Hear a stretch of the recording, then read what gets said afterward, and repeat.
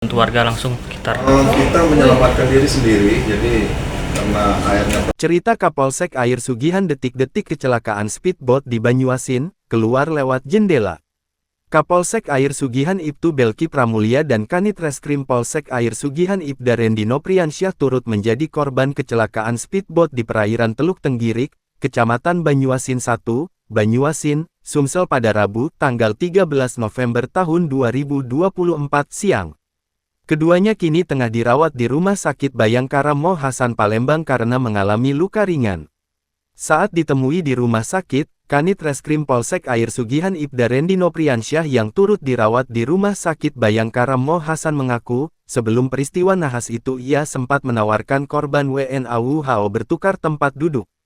Hal tersebut juga disampaikan Kabid Humas Polda Sumsel Kombes Pol Sunarto. Sempat menawarkan kepada